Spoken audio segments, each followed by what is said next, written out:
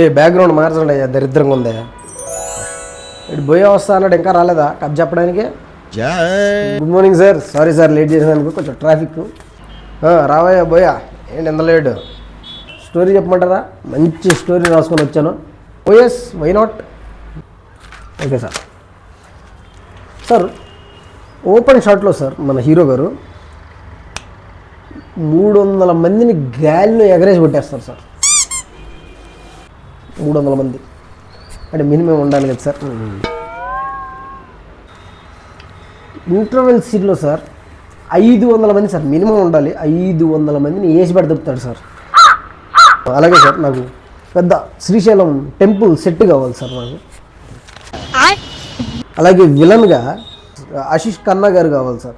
రీసెంట్గా బాగా ఫేమస్ అవుతున్నారు కదా, ఆయన తీసుకుందాం సార్. అలాగే హీరోయిన్గా సార్ బాలీవుడ్లో ఎవరినైనా పెద్ద హీరోయిన్ డాటర్ కానీ హీరో డాటర్ కానీ యాక్టింగ్ స్కిల్స్ మన దాంట్లో యాక్టింగ్ ఎలా ఉండదు కదా, మీకు తెలిసిందే కదా. జస్ట్ ఎక్స్పోజింగ్లో అలా పెడతాం. హీరోయిన్ తీసుకుందాం బజ్ కోసం.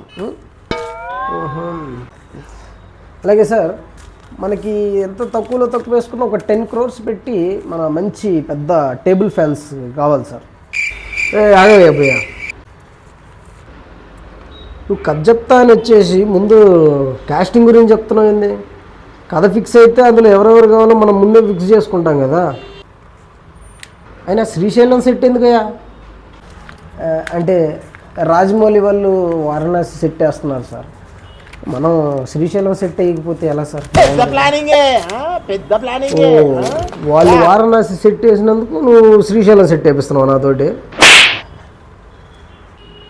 వాళ్ళ స్టోరీకి అది కావాలేమో, మన స్టోరీ ఏంటో చెప్పు, దానికి తగ్గట్టు ఏం కావాలో అది వేపిస్తాను కదా. ముందు మనకది చెప్పు. అదే సార్, ఇందాక నేను చెప్పిన అన్నిటికీ మీరు ఓకే అంటే నేను స్టోరీ స్టార్ట్ చేస్తాను సార్. సరే, పెద్ద సమస్య వచ్చి పడింది. స్టార్ట్ చేయవయ్యా కదా, స్టార్ట్ చేయి. Let's begin the show. Sir మన హీరో వాళ్ళ డిస్టిక్లో పెద్ద తోపు సార్, పెద్ద తోపు.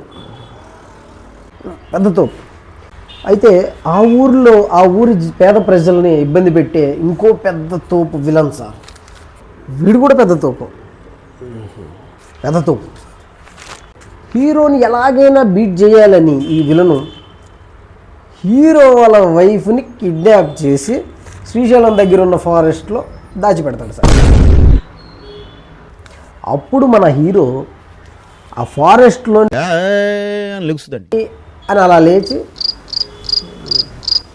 ఆ 2 చెట్లు అలా పట్టుకొని లేపి సింహం మీద రైడ్ చేసుకుంటూ వస్తాడు సార్. బాబుకి ఆ మాత్రం ఉండాలి కదా సార్. సార్ అలా రైడ్ చేసుకుంటూ వస్తాడు సార్. ఇది ఇంటర్వెల్ ఫైట్. అలా కొట్టుకుంటూ ఫారెస్ట్ నుంచి శ్రీశైలం టెంపుల్ దగ్గర వస్తారు సార్. అప్పుడు మన హీరో సనాతన ధర్మం గురించి మంచి డైలాగులు సార్, సూపర్గా ఉంటాయి సార్. మధ్యలో ఈ సనాతన ధర్మం ఎందుకు వచ్చిందయ్యా?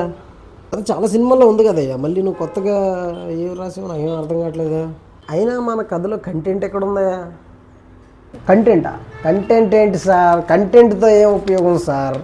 మాస్ డైలాగులు కొడితే 5 సినిమాలు 6 సినిమాలు ఎగరాలి, ఇది సార్ మాస్ పల్స్ అంటే సార్.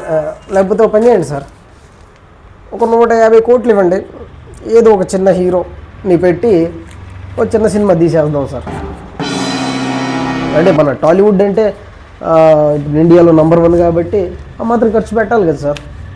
ఎందుకయ్యా నువ్వేం చేసేవారు టాలీవుడ్కి అంతంత బడ్జెట్లు పెట్టాలి? ఏదో రాజమౌళియో సందీప్ రెడ్డి వంగానో లేకపోతే ఎవరో చిన్న డైరెక్టర్లు మంచి సినిమాలు తీసి టాలీవుడ్ పరువు నిలబెడితే మీలాంటి వాళ్ళే కదా పరువు తీసేది. ఆల్రెడీ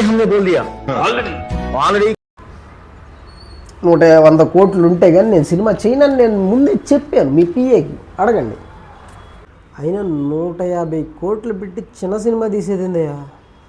150 కోట్లు అదే అప్కమింగ్ డైరెక్టర్స్కి ఇస్తే, మన లిటిల్ హార్ట్స్ వచ్చింది కదా, అలాంటి డైరెక్టర్స్కి ఇస్తే అదే 150 కోట్లతో 75 సినిమాలు చేస్తారయ్యా.